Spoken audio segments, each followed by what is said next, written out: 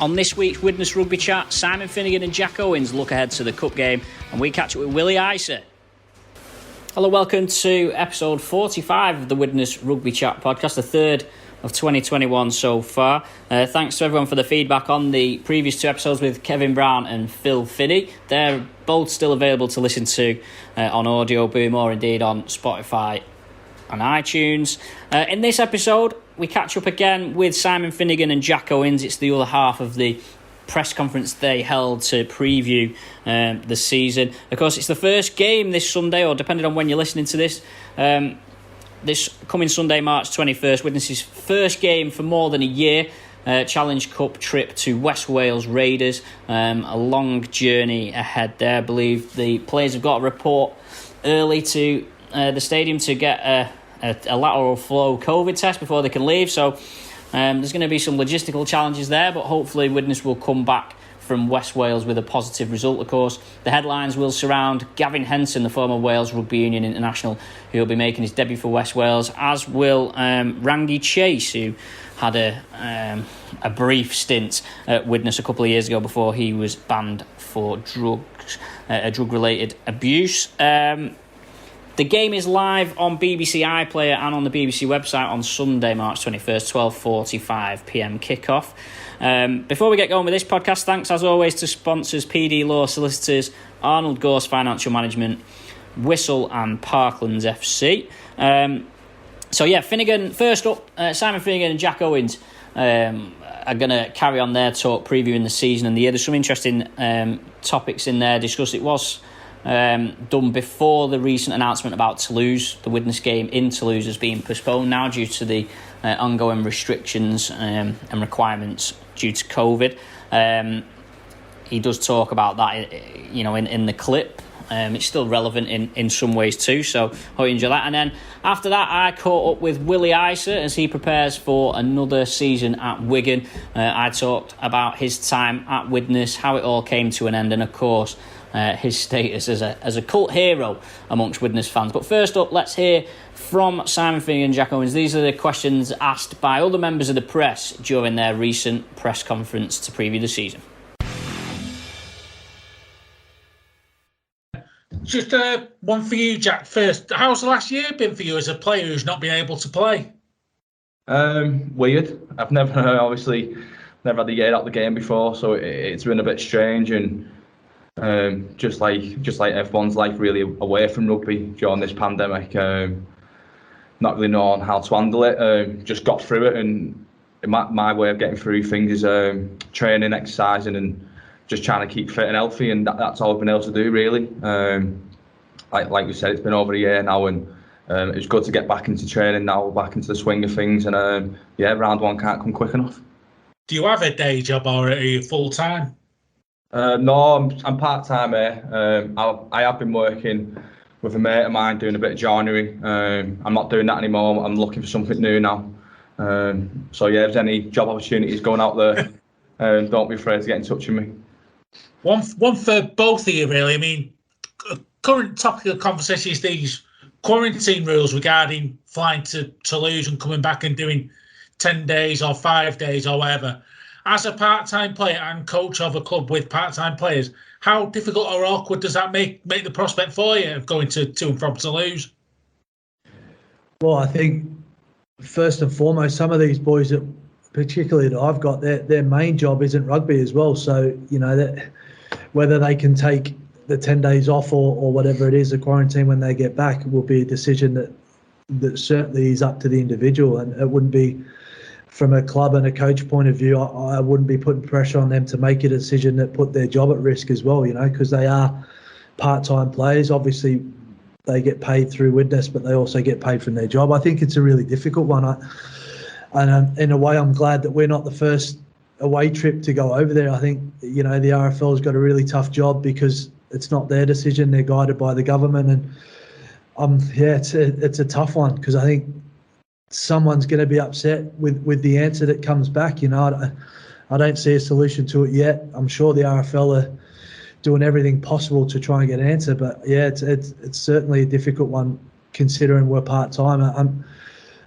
it would be a question when we get to that, who can and who can't do it. But we have that ongoing now. I have training sessions where players have got night shifts, so they miss training, but it's a little bit different, missing training and you're missing a game and then having a whole week off work, whether that's doable.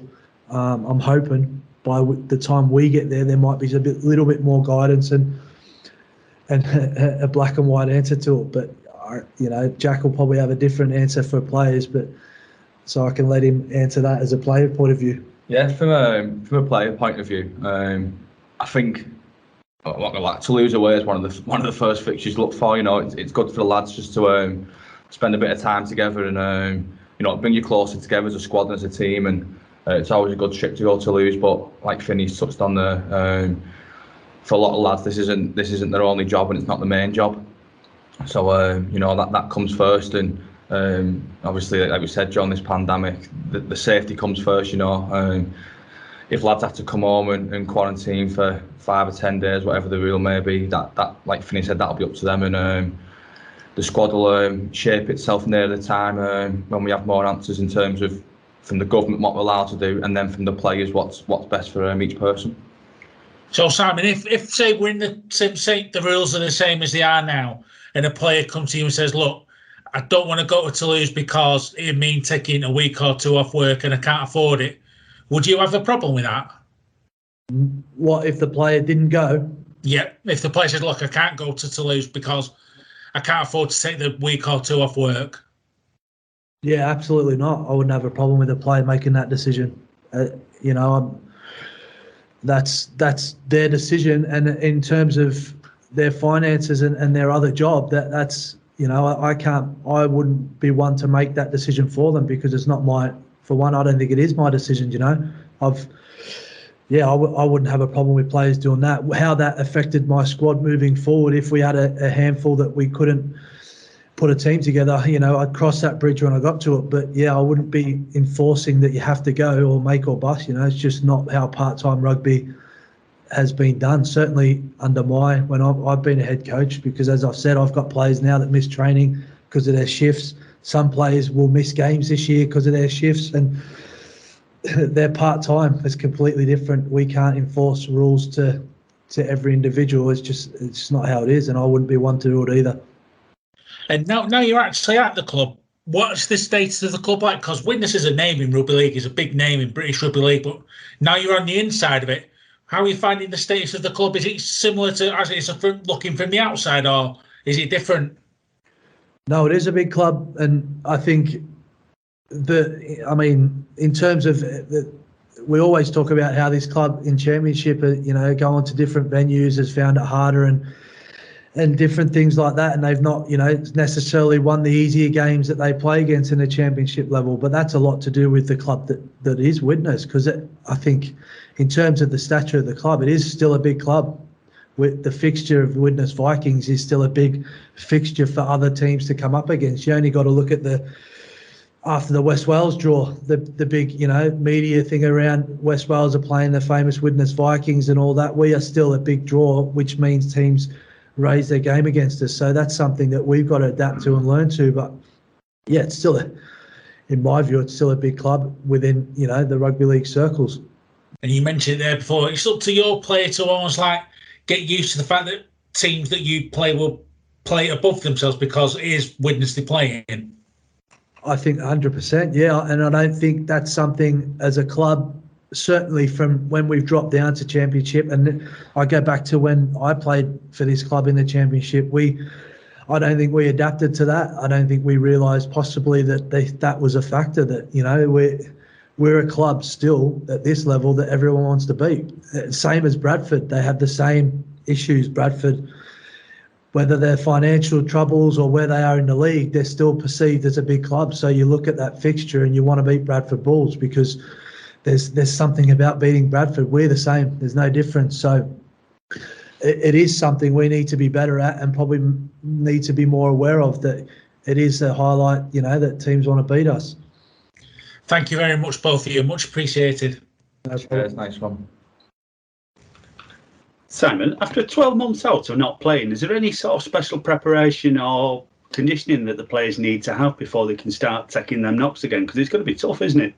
Yeah, it is, and there's nothing to look back on, which makes it a lot more difficult. In terms of people being out of the game with injuries and things like that, someone's done it before, or someone's had the injury before, and there's some guidance to go by. I know Super League and the NRL sort of had a short period, but then they didn't get shut down for as long. So they had a mini pre-season before the previous lockdown, and then they got straight back into it. So in terms of Championship and League One, and it's never been done before. So there's no right or wrong answer at the moment. We've come up with a way of training and what we think will best prepare us in a way which wouldn't harm us injury-wise straight at the start of the season, but and being mindful that we need to try and get through to the end of the year as well.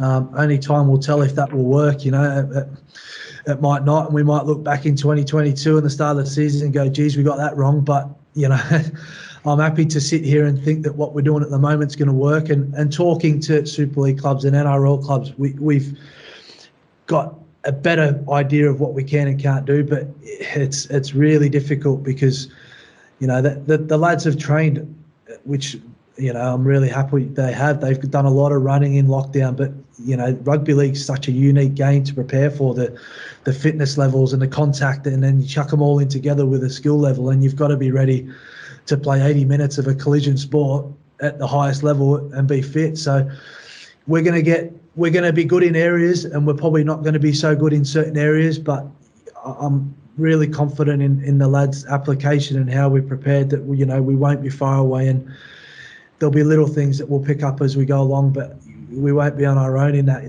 There's 20 clubs, League One and Championship, which are all trying to do the same. So, we'll find our feet, and we won't be far away when that first game comes. You mentioned what a big name Widnes is, but this is a very competitive, ambitious division now, isn't it? There's some names. You look down the team list. There's a lot of, which is good for the game, but there's a lot of teams there who want to do something, who want to be something, isn't there? Yeah, there is, and I think we had 5 weeks ago, I think it was, where they had the application for Super League that went in. It might have been longer, but certainly some clubs in the Championship showed their hand in terms of what they thought they were ready for immediately to put that application in, and also where they probably see their target for the 2021 season of what they recruited for. So I think, for 5 teams, I think, was it, that put their application in. Obviously, Lee got it. So 4 teams straight away jump out that, they are looking at getting promoted this season. So then you throw the other clubs that probably didn't put the application in, but they're still in and around that, that group. And then we've got Newcastle that's come in that clearly ambitious and clearly don't want to sit at the bottom. And I look at all the other teams in the division, and I can't see a squad that's not got better than the season before. So, I think the Championship year on year from probably 2017-18 has got better. Again, it's got better. So it's a really tough open league, and it should. Taking into account we haven't played for a year, I think, after a couple of months, it'll be really high quality rugby league that we're watching. And as a fan, it's going to be really exciting. And I don't think you can really gauge who's going to go up and who's going to be in that mix. So every game's going to have something important to it and have a feel where, this probably means something at the back end of the year. There's going to be no dead rubbers. They're almost going to be, we lose that one, where's that going to affect down the end? So I'm really looking forward to it as a coach and as a fan, what this season's going to produce. It's quite a mixed squad in terms of you've got a lot of young lads in there, but your old heads and your experienced lads like Jack and Clough and people like that. How important are the experienced players in this squad for this year? Yeah, they're massive because, we've talked about training and what we haven't done in a certain amount of time, and some of these players have been doing it for 10 years, 12, 15 years. So as much as they've not done anything for a year, they've got a lot of experience in their body physically and their mind to fall back on and know that certainly when we get up and running, if we're not quite there, they have that experience of probably missing a pre-season or missing a few games where, you don't have to panic. Things will work themselves out, and they know how to get themselves around the field and training and things like that. So as much as they can give experience on the field, the experience they give off the field to probably not panic and relax and let things play out is massive. And we've got a really good group here of experienced players, but also how they come across as their own personality, because not everyone's the same. Not everyone will shout, and I've got players that'll, grab person around the arm and have a quiet word or do it in a joking way. I've got a really good blend of how they get that message across, which for a coach is excellent, because, my voice gets pretty annoying after a while, and I've got a certain way of expressing how I want things done. So, and I know, and you guys will know, that not everyone responds to a certain amount of, how they get given feedback, especially the way we are now with the younger kids. They learn a different way. So my voice might not be the best for one of the young lads, and they might not get my message, but I've got an older guy that can relate to them and talk a different way, and he'll get that response. So I'm really happy with that experience that I've got within the squad at the moment. Well spelled now. Thank you. Thanks for your time there. Cheers. Hi Simon. Hi Jack. Just a quick one for Jack to start with. How have you found training in the protocols for COVID-19 and surrounding training? Has it been what you expected, or something a little bit different? What we expected, to be honest. Probably the field's been slightly different. Not been able to do as much contact work, which isn't a bad thing for me. I don't mind that. So we've not been getting beat up as much, but probably just in terms of the gym, you're trying to stay away from people you can't train your partners or whatever, for example. So just a few things that have been slightly different, but that's what this year is going to be like. There's going to be probably rules are going to chop and change throughout the year. So yeah, we've just got to adapt to them and train and work hard for the upcoming season. A lot of coaches have sort of spoken about trying to hold players back so they don't go at it, because you're also excited about training for the first time. Have you experienced any of that from Simon? In terms of what, sorry? In terms of your contact, trying to hold you back so you're not doing too much too early. Oh, sorry. Well, yeah, it's just, like you said, there's only so much you're actually physically allowed to do anyway with this protocol. So yeah, we've trained slightly different this year, and got quite a lot of running into our legs now, which is picked up. Skill level starting to pick up again, a lot more skill work. So in terms of holding players back, we're just training to what we're allowed to, whatever Finnigan system Raz puts out for us. Everyone trains hard, and everyone is eager to go. And Simon, you spoke about no one really knows the right way or the wrong way of going about this season. Some coaches are interested in doing friendlies and some aren't. What are your opinions on friendlies, and how would they help you train, or are you planning on doing any? No, we won't be having any friendlies before that West Wales game. I think with throwing all the rules around COVID and making sure the stadium's right, even though our stadium's ready to go, I mean, it's just, I don't think we need it. It's a long season, and again, I might look back at halfway through the year and say we probably should have played a couple of games, but where my squad is at the moment, I just don't think we need to.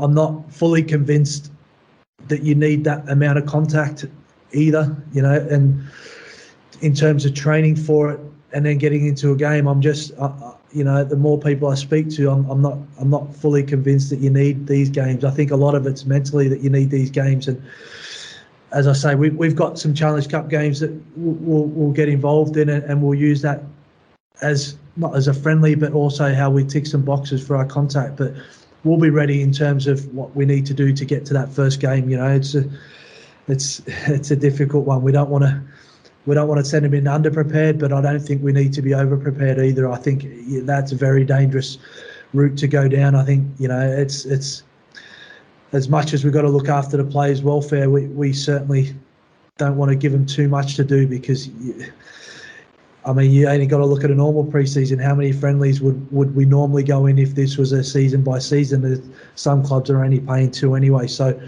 I'm very cautious on playing too many games before what will be, I think, a very tough season anyway. These Challenge Cup games, you mentioned that you don't want them to be friendlies, and of course they're not. But will there be an aspect to them feeling a bit like that, considering it's your first hit out in over a year? I think there'll be an aspect of that for the first few games in terms of players that haven't played for so long. The first few games are finding your feet anyway. I think if you play 2 friendlies, it wouldn't change a huge amount going into them first games, because the friendlies, in the back of their mind, the players will know that they're friendlies, and they'll be looking ahead to Challenge Cup games, round 1, do they put everything into it knowing what's ahead of them, where we'll go into that Challenge Cup game knowing that it's a competitive game and we want to win it. So there's an argument, will we get more out of that game than, people going half pace in a friendly? So there is that aspect, but I'm confident in what we're doing, and I'm also confident, and I think we'll be ready to go come that first Challenge Cup game. Are you thinking too much about the opposition in West Wales, because it's very difficult to understand or work out what's going to be coming at you? Really, they're a very unknown quantity with some big name players, but even those players, you still don't know what you're going to be getting from them.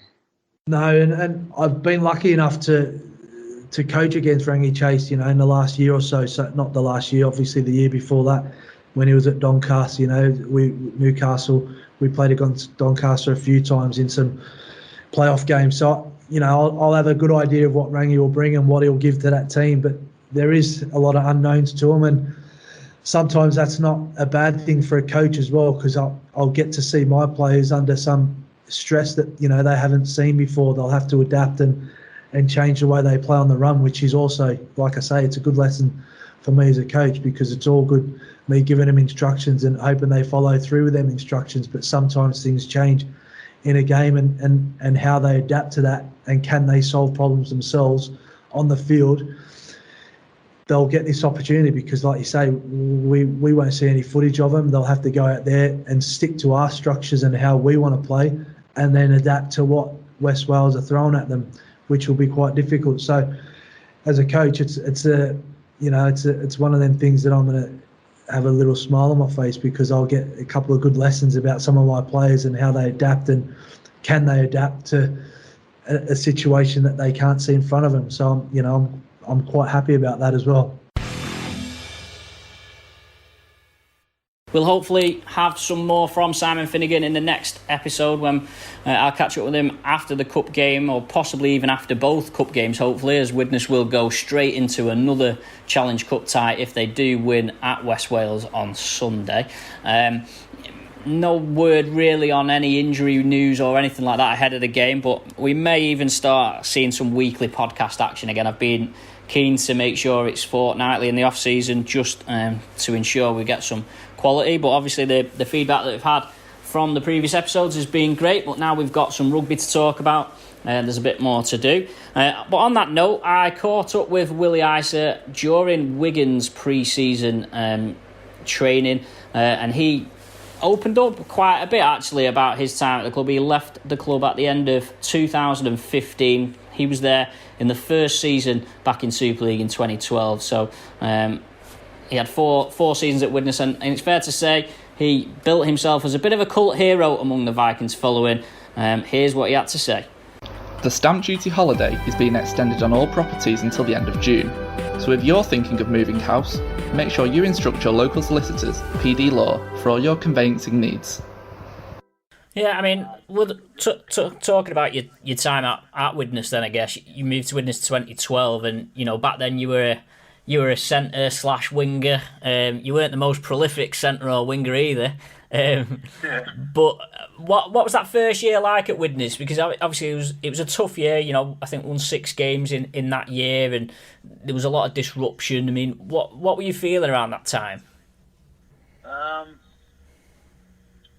For me personally, I remember just coming in because I had 2 big stints on the sideline at Castleford, really, with an ankle injury, and then I was coming off that, really coming into Widnes to prove myself to Super League, really, because I could have easily went back home after that Castleford year, and the only reason why I stayed in England and Widnes offered me the opportunity as a blank canvas, really, because they just come up for a championship. I thought it was a great start for me personally, really, to start something new with the club and a new era in Super League. So it was just, I think it was just like a typical team coming up from championship, and that's no disrespect. It was just a typical, like, we just needed to find our feet, really. And I was in a group where a lot of the guys were championship players in that championship mind frame, and but had talent. You know what I mean? So that talent, They just need to get used to the Super League grind, really, of first grade football or rugby league, week in, week out, playing against teams who are used to playing against each other. So we had guys who were working the year before, and then all of a sudden they're all full time. So it's not easy to adjust to that, I think. They need to learn how to be a professional as well. So, and I mean, it's easy to say professional, but they need to live and breathe it, you know. So it wasn't easy, that transition. It needed time.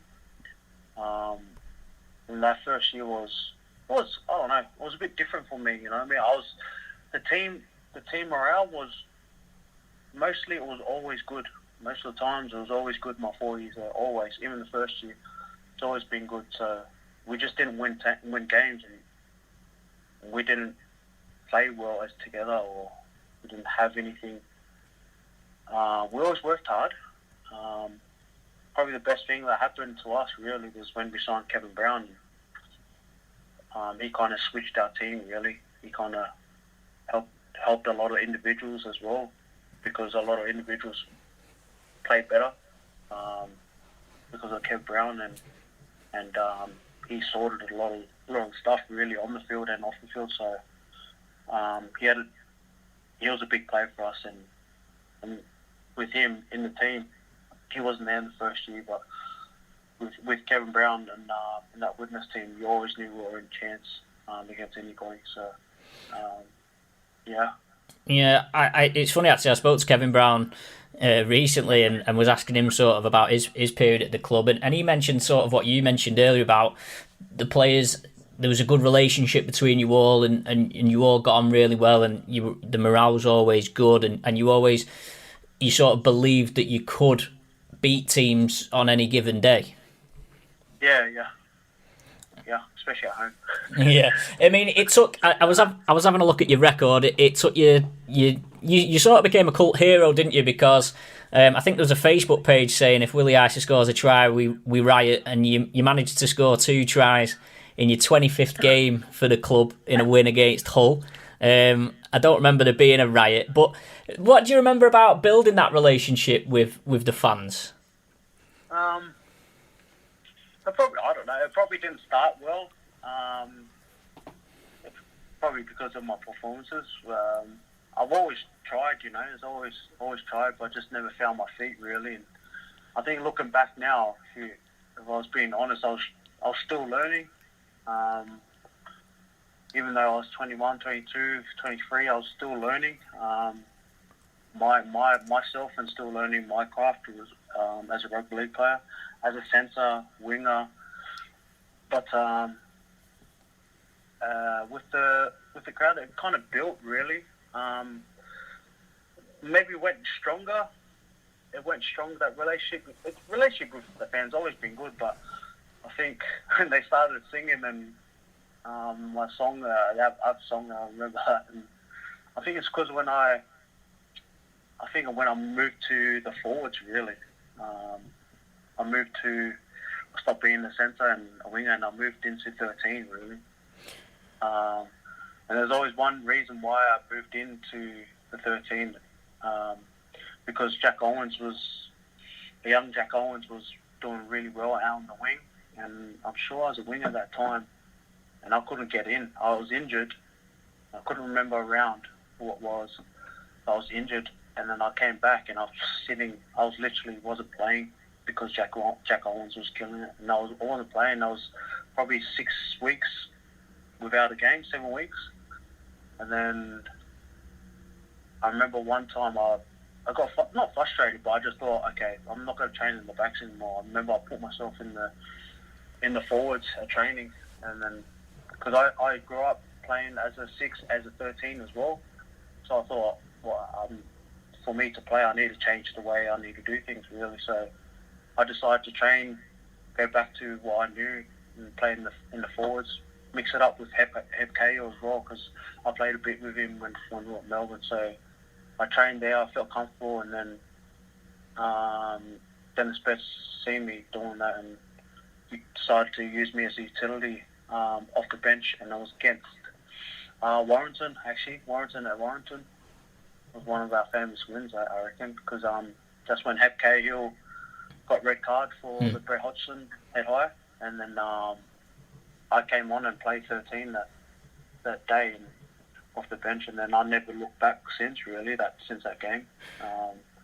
And I always thank Jack Owens, because he made me change the way I thought and the way I pushed myself really to find a solution, find a way to better myself, to evolve myself, and I did, so without him pushing me out of the team, basically I would have been just, doing my own thing, so What were the other players' reactions when you did that? Like when you made that step from training with the backs to training with the forwards?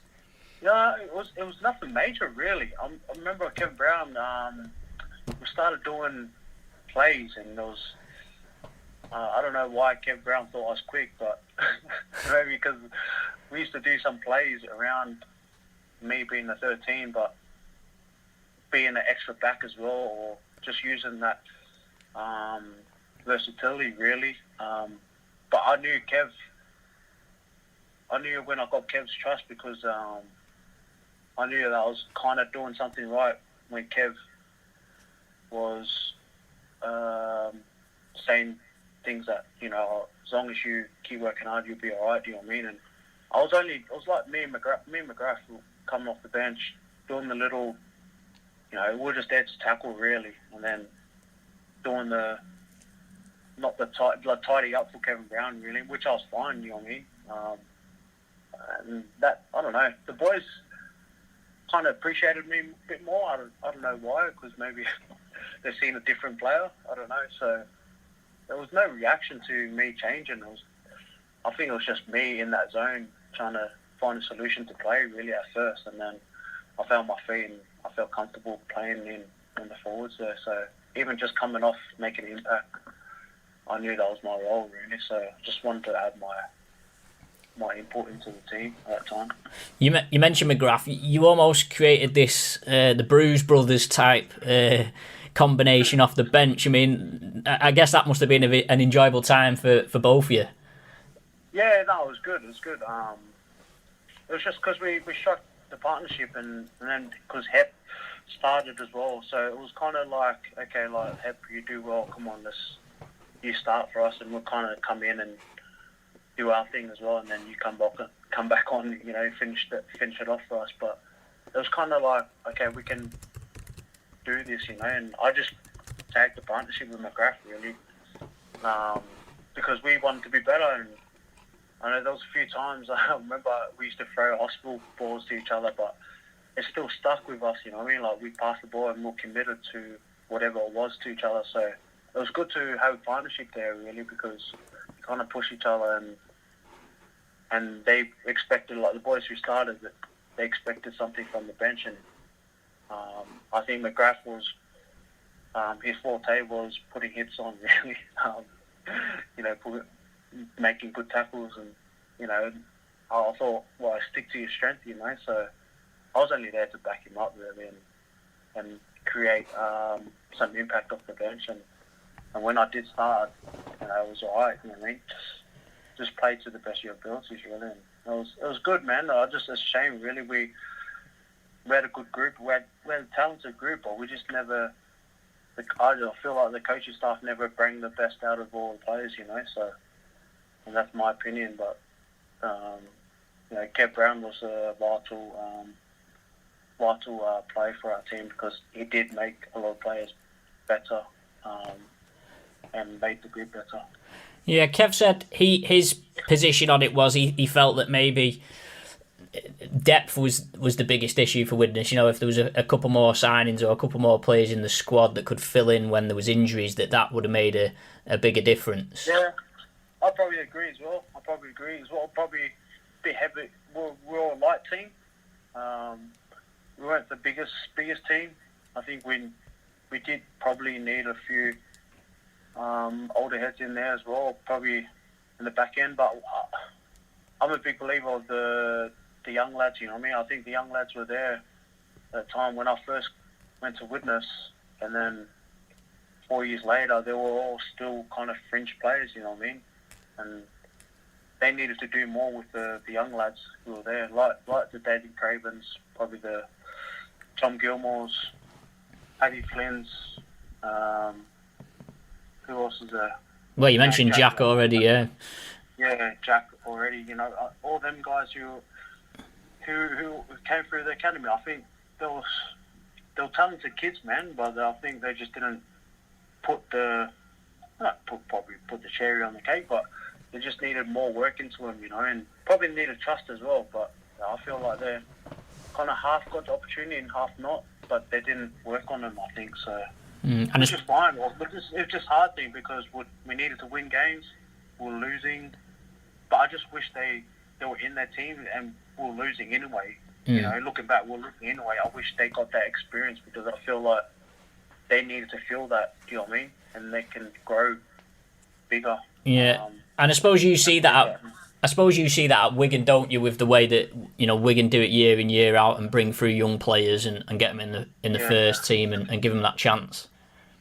Yeah, it's all about trust. I think it's all about if the coach trusts them and all that, and whether he backs the academy or not. It's up to the coach really. But at Wigan, we've got great young fellas coming through always. But obviously the coach has to, and the coaching staff, they have to trust him to put him in, and I'm glad that they do trust him to put him in because otherwise, how else do they learn? You know. Yeah.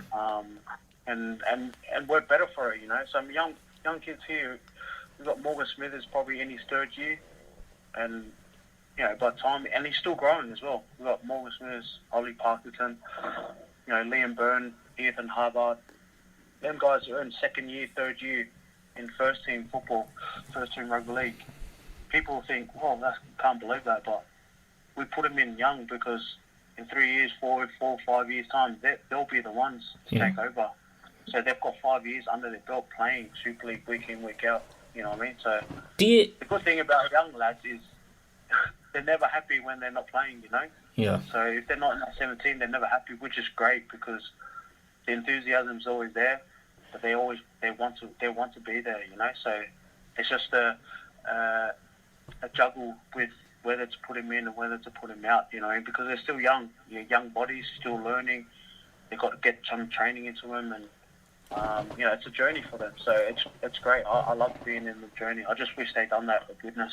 Yeah. Do you think relegation? Obviously, the first few years you were at Widnes, there was the franchising, and then I think it was the third year relegation came back. And do you think that probably prevents the clubs like Widnes from maybe gambling a little bit on the youngsters because obviously they're fearing relegation? Yeah, probably. Maybe not, but I still feel like it's not an excuse not to put the young lads in. I don't know. I'm one of them guys who, if you believe it, I believe at that time when I was at Widnes, they had a good academy, and it was run right by Phil Finnigan and his staff. The kids were doing really well, So I just feel like they need an opportunity. I'm not saying put 6 of them in. I'm just saying maybe you could have played 2 or 3 a week, just to give them a taste. They might even get 10 minutes, but still, use that 10 minutes that the guy would probably never get that experience, You can never buy it, that experience, and I think the kids needed it. So at that time, whether we're winning or losing doesn't matter. It does not matter because I felt like the kids were good enough to take over to, like Danny Craven now, he's playing now, and he's just, they call him senior player, but he could have been like that with Cameron Brown. He could have been partnered with Cameron Brown back then. So that's my opinion, but he was talented enough to do that. But I just don't think the coaches probably trusted the young fellas or put enough work in them young lads to trust them enough, if you know what I mean. So yeah, it's a shame, really. But going back to a few other things, I was just thinking about, you mentioned the Hep Kale Brett Hodgson incident, and I've never really asked anyone about this, but obviously Brett came in and obviously coached the academy and stuff. Was there ever conversation between Brett and Hep about that incident? No, really. I think I kind of remember the week because it was kind of awkward, really, because Brett Hodgson retired and he came straight to Widnes the next year, I think. So, and Hep obviously done that head higher. Nothing was spoken to, but it was kind of awkward because I thought, come on, Hep, like, we apologised to him. And I think Hep did actually apologise to him. Oh, sorry, man, but they were just laughing it off, really. And then that's it. Nothing kind of happened or nothing really kind of escalated, really. Hodjo's not that type of bloke, you know, he just laughs off anything, really, for Hodgson. So, but Hep, I don't know, Hep didn't mean it. No. It didn't end well, really, for Brett Hodgson. So, it just nothing really happened, really. And I remember coming in, I remember we signed, Brett Hodgson came in as coach stuff, and that's the first thing in everyone's mind, really. I remember the chat, and they're laughing in our warm-up. I was saying, oh, Hep, come on, say something. And Hep was just smiling, and Brett Hodgson's just standing there. So it was just awkward, really. So we just left it to her, really. So, yeah. There's another one as well, and I don't know if you remember this one. When you punched the goalpost in celebration, I think it was against Huddersfield, and sort of I can't remember if it was Ben Cross who scored the try, and you were there in the background, sort of sparring with the post pad. Do you remember that? What was that about? It was the first. I think it was our first year, wasn't it? Yeah. Yeah. I don't know. I don't know what happened. Someone showed me probably 3 months ago, and I had no clue what I was doing. I was just happy, especially because it was the last minute winner. Yeah, it was quite a late try, yeah. Yeah, it was the last minute winner, so I think Reece Hanbury put a kick in or something. Kick in for someone. I don't know who it was. But yeah, I remember doing the post, and the boys battered me for it, really, the next week, really, so that's just the excitement, really. I'm embarrassed now when I look at it, but at that time, it's just passion, really. I was just happy that we won. Yeah. Really. So, yeah, that's all it was. Nothing major. So, I remember I'd done something similar to at Wigan after we won against Wakey 1 year. I think it was my first year as well, 2016 at DW, and we won by try at last second or last minute or something. I ended up kicking the boards or something like that. And I didn't know what I was doing. I was just like, I was just happy, really. nothing else. It's a weird way to express my happiness. Yeah, we just talk about, obviously you leaving Widnes. It sort of came as a bit of a shock to everyone because, you know, you'd had such a good relationship with the fans. Obviously you were playing well and stuff like that. Just tell us a little bit about how that all came about. It was quick, really.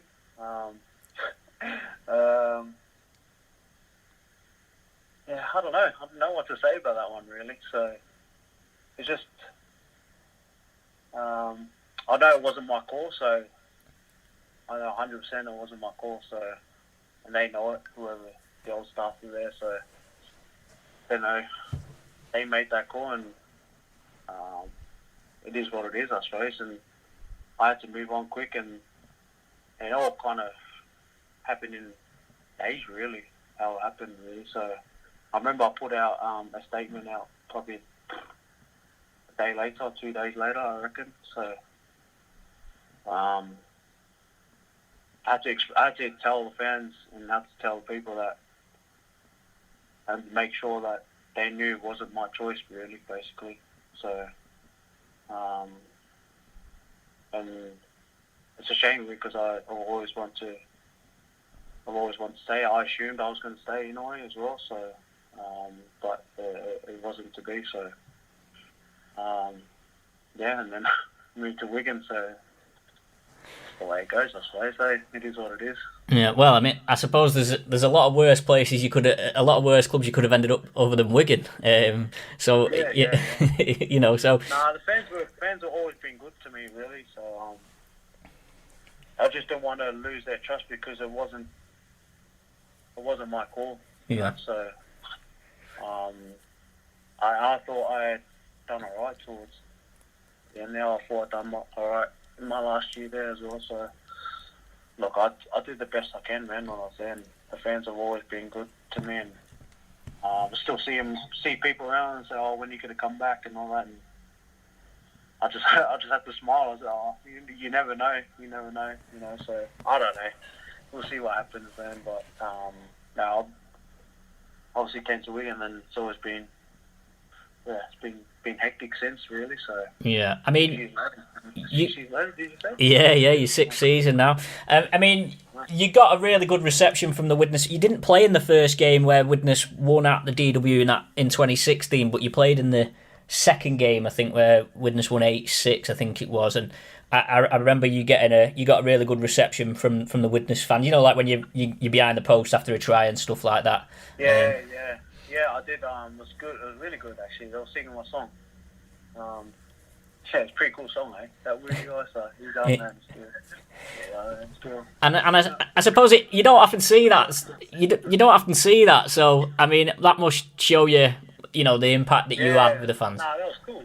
That was pretty cool, actually. And I remember there was a confusion because some of them thought I was tapping the Wigan badge, but I was only tapping my heart, really, because I was like, oh man, thank you. Like I was saying basically thank you, really, but obviously I was trying to tap my heart, but obviously the Wigan badge was in the way, so I was kind of grateful. I was kind of surprised, really.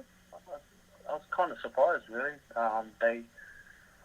That reception, really. So, but I've always said I've always been grateful for their support, and they continue to support me now. Even at Wigan, they always support me. I always say there's always tweets and all that, and there's a good bunch of them. They're all Widnes fans, so which is pretty cool. So I'm always grateful and thankful for their support, really. So yeah, I mean, that was pretty cool. How was it, sort of, watching the club get relegated and then the administration? I mean, did you feel that as a former player? Bad. Yeah, that wasn't a good day, really. Just when they went down, that wasn't good to see, really. It wasn't good to see because I think a lot of good people in the club didn't deserve that. And people say, players and families. It's true. The players and families probably, they don't deserve it as well. But there's a lot of people in that club who've been there before I was even been there. They've been there for years, and in that office. They've been working there. A lot of volunteers. And I was thinking about them, really, because what would they do without their club, you know what I mean? It was a sad thing, really. And I tried to help out as much as I could when they were doing their fundraising and all that kind of stuff. So, it wasn't a good time. It wasn't good to see a club like that. The Widnes, I didn't know Widnes until I went to Widnes and then learned a bit of the history. And it's a big club, It's a very prestigious club, and it's sad to see a club like that go down like that. You know what I mean? So,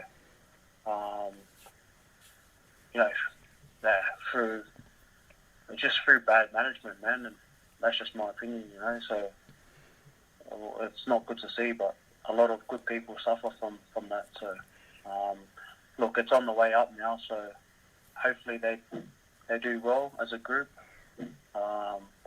and they build on whether they have goals to be in Super League. I don't know. I hope so. There's a process in there, hopefully. So looks like it's a steady ship, So hopefully they do well. So we'll see what happens. And it's good to see because that's how I knew how much of a club is liked and loved. When that fundraising was happening, all that fundraising came from fans and even people from Widnes themselves. People as far as Australia were sending money over. It's because they knew Widnes from the good days, really, and that's how big of a club it is, really. So, just for local people who don't even watch rugby league, there's a lot of people who are from Liverpool and don't watch rugby league. They still help fundraising and fundraise with the club, So which is pretty cool, really. So yeah. Before I let you go, Willie, is there a favourite memory of your time at Widnes? Favorite memory? Yeah. I know there was one big disappointment though when we lost. I know it's to bring that up, but we lost the semi-final against Casa. At Lee. That was a big missed opportunity, in my opinion. So I wish we done better there, really. And one good memory? No, not really. I actually, the one thing I liked was when there's nothing got to do with playing, really. I actually really enjoyed coaching the academy and the scholarship when I was there, helping out with helping out there with Phil Finnigan and the staff there. So no, it was pretty good there. I liked that time because it was Danny Walker at that time, Liam Walsh, all them young guys there. So Danny Walker obviously is at Bonington now. So no, there was plenty. I enjoyed that bit, you know what I mean. So I thought the talent was there, and guys, young fellas come through. But it was one thing. Kevin was right. It was always a good group, you know what I mean. So there was no problems within the group. Just wish we won more games. So that's it for this episode of the Widnes Rugby Chat podcast. Please do give us a review or subscribe or whatever it is on Spotify, iTunes, Audio Boom, wherever you listen to your podcasts. Thanks as always to sponsors PD Law Solicitors, Arnold, Gorse Financial Management, Whistle and Parklands FC. We'll be back probably in 2 weeks for the next episode. Not sure whether we'll go weekly just yet, but hopefully we'll get a positive result from the Widnes game in the Challenge Cup on Sunday, and I'll see you next time.